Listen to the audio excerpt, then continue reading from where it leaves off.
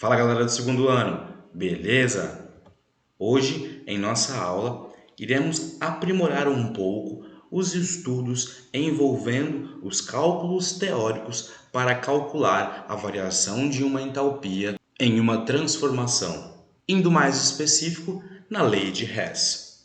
Lembrando que qualquer dúvida sobre esta aula ou qualquer outra aula, você pode entrar em contato neste e-mail que está aqui apresentado para você ou simplesmente fazer um comentário lá no Google Sala de Aula. Então, bora para nossa aula. E nosso estudo de hoje começa com esse senhor German Henry Hess, que foi um dos fundadores de uma das principais leis da termodinâmica, foi um dos pioneiros de um ramo da química que chamamos de fisicoquímica, com seus estudos envolvendo a troca de calor.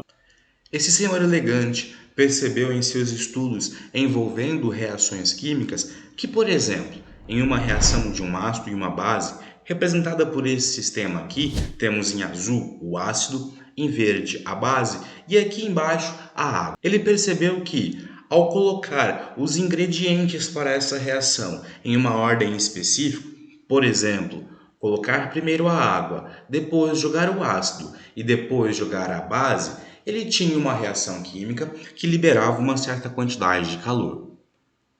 Em suas inspirações, ele resolveu mudar a ordem dos ingredientes. Então, iniciando com a base em um sistema inicial, colocando sobre ela a água, depois colocando o ácido, ele percebeu que a reação acontecia e que liberava a mesma quantidade de calor.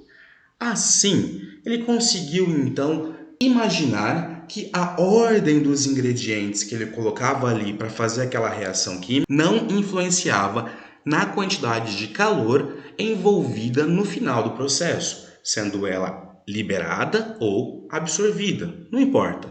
Vamos tentar aqui fazer um exemplo um pouco mais didático da lei de Hess.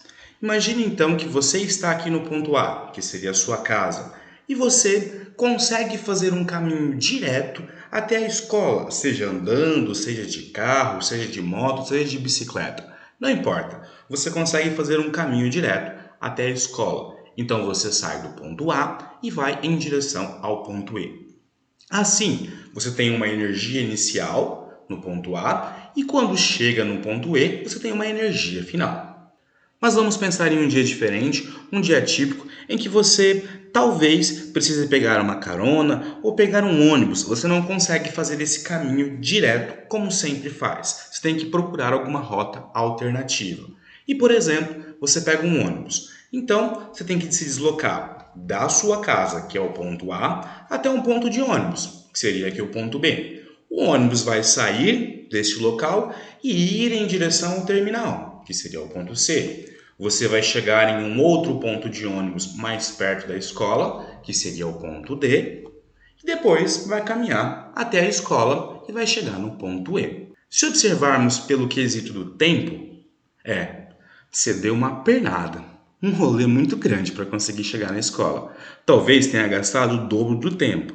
Mas, se olharmos o saldo energético, basicamente você saiu do ponto A e chegou até o ponto E. Então você tinha uma energia no ponto A e agora tem uma energia no ponto E. Então o saldo energético é o mesmo, independente se você fez o caminho direto ou se você fez o caminho em múltiplas etapas. Nas reações químicas, nós podemos fazer da mesma forma. Aqui eu tenho representado uma reação química que é feita em múltiplas etapas. E nós temos os chamados intermediários de reação. Substâncias que são geradas em uma determinada condição, mas depois são precursores para uma nova reação. Assim, ao final, essas substâncias podem ser desconsideradas da reação como um todo, porque ao mesmo tempo que elas foram criadas, elas foram consumidas, levando então àquela rota direta. O raciocínio de Hess diz que o saldo energético de uma reação pode ser calculado considerando o somatório dos saldos energéticos das reações anteriores, uma vez que você não consegue mensurar aquela reação em uma única etapa, em uma única via. Assim, para essa reação que está aqui apresentada, tem uma variação de entalpia para esta primeira reação, tem uma variação de entalpia para a segunda reação. Assim, temos para cada reação um valor de variação de entalpia e, de acordo com a lei de Hess, o somatório das entalpias dessas etapas que foram intermediárias para chegar à reação global é igual à variação da reação principal.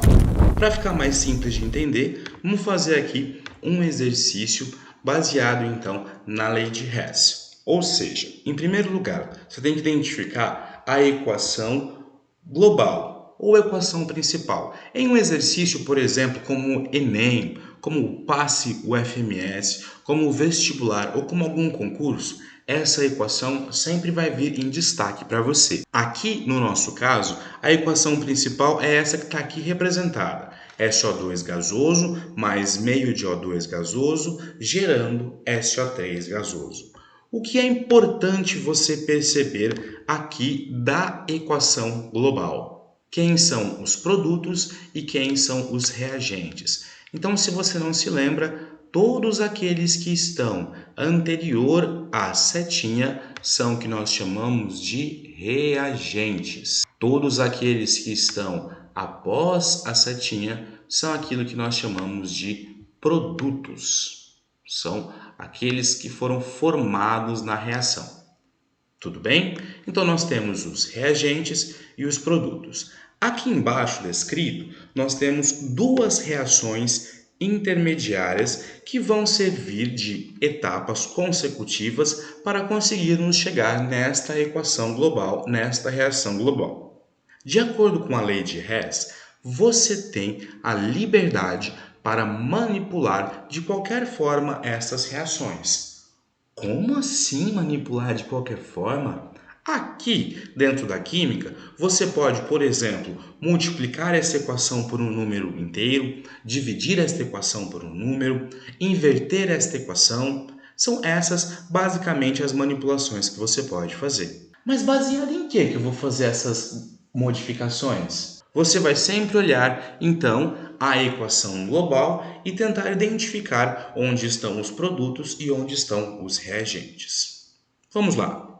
O SO3 gasoso, esse que ficou em destaque, se olharmos para a equação global ou a equação principal, ele está onde? Está lá, ó, como um produto. Aqui na equação intermediária, ele também está após a setinha. Consegue ver? Então, ele também é um produto. Muito bem, isso é uma pista que me diz que para esta equação intermediária eu não vou ter que fazer nada com ela, vou ter que deixar ela intacta. Se observarmos agora o SO2 gasoso, que mudou de cor aí também, e olharmos lá na equação global, ele está como um reagente da equação global.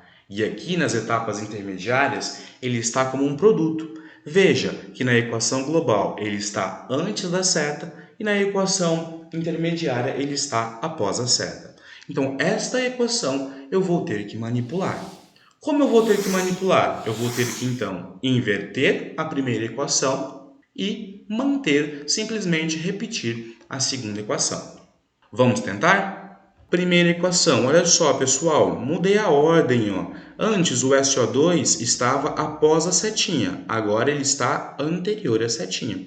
Isso seria inverter, mudar de lugar os produtos e os reagentes. Feito isso, a segunda equação eu mantive ela sem fazer nada, intacta. Quando eu inverto uma equação, o sinal de entalpia ele também vai ser invertido. Antes ele era negativo, agora ele é positivo. Muito bem. Da segunda equação fica igual, pois não fizemos nada. Agora vamos atrás dos intermediários. Vamos traçar uma linha aqui e vamos atrás dos intermediários de reação. Olha só, eu tenho ali S sólido no lado dos produtos, após a setinha, e S sólido nos reagentes, antes da setinha. Então eu posso desconsiderar. Tenho oxigênio, meio oxigênio depois da setinha e 3/2 oxigênios antes da setinha. Faço uma subtração e do lado do maior mantenho o oxigênio. Consegui chegar na equação global? Se eu conseguir chegar na equação global, quer dizer que os caminhos que eu utilizei para manipular estas reações intermediárias, eles estão corretos. Agora, só falta fazer o somatório dos valores de entalpia, dando então um valor de ΔH igual a menos 94 para esta reação, sendo esta reação uma reação do tipo exotérmica, que libera energia. Conseguiu entender? Se não conseguiu, volta um pouquinho e assiste novamente devagar, que eu tenho certeza que você vai conseguir. Sabe o que ajuda também? Copiar no seu caderno. Para a gente treinar um pouquinho mais, eu coloco aqui mais um exercício. Olha só, temos aqui novamente a reação colocada, a reação global para a gente. Então, temos carbono grafite mais 2 mols de hidrogênio gasoso mais meio mol de oxigênio gasoso, produzindo 1 mol de CH3OH. Como iremos fazer? Primeiro vamos identificar quem são os reagentes e quem são os produtos. Todos esses que estão aqui anterior à seta são os reagentes. Muito bem, então carbono sólido é um reagente. Na primeira reação que foi apresentada, ele está como um reagente. Muito bem.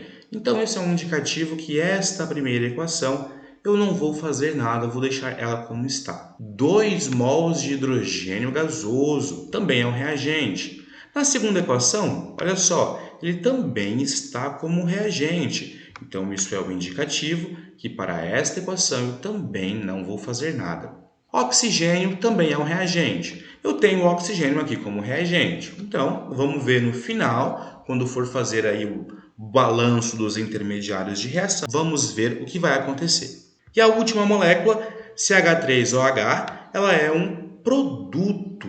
Tá vendo que ela está após a seta? E aqui na reação intermediária ela está como reagente. Então, esta é a única equação que eu vou ter que manipular. Eu vou ter que inverter esta equação.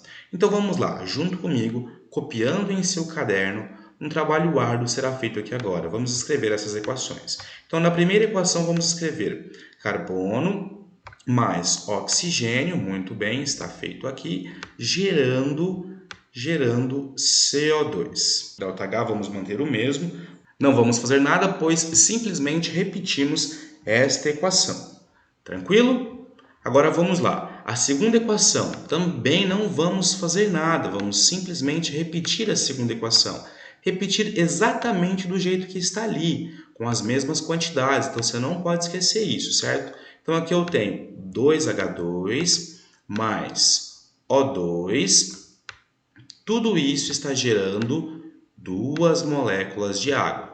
E a última equação, talvez a equação mais difícil de se escrever aqui, nós temos lá 2 moléculas de água, então 2H2O mais uma molécula de CO2, gerando 3 sobre 2 moléculas de oxigênio mais a última molécula.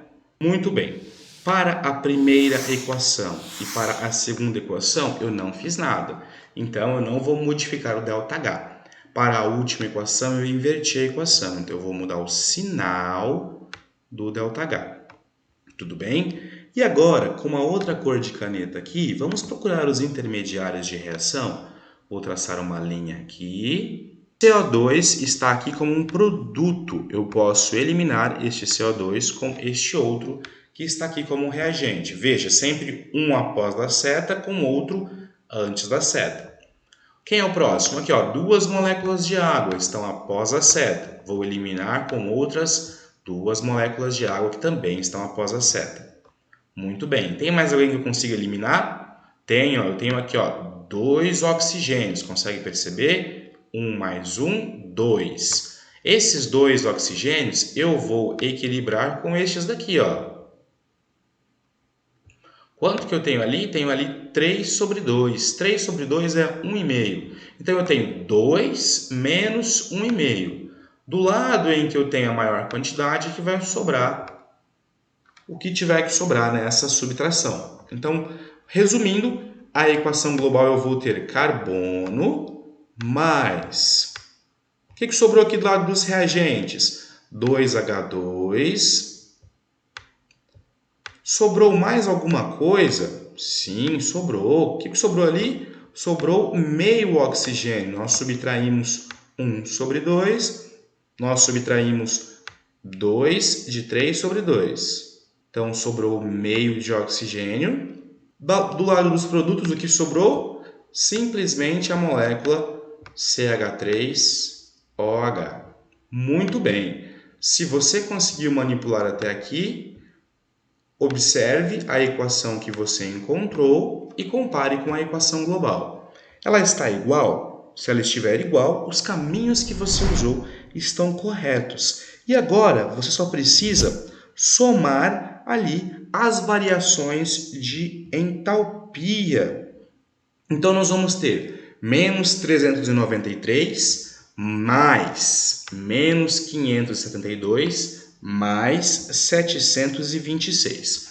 Tudo isso, pessoal, vai dar um valor de entalpia de aproximadamente menos 239 quilojoules. Se você acertou, parabéns para você.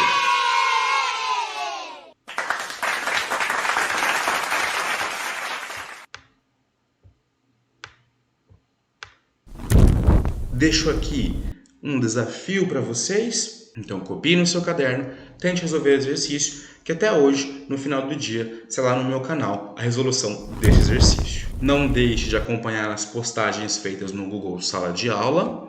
Muito obrigado por ficar até aqui. Se você gostou, não esqueça de curtir o vídeo e compartilhar com algum amigo. Por hoje é só. Muito obrigado, pessoal, e até uma próxima.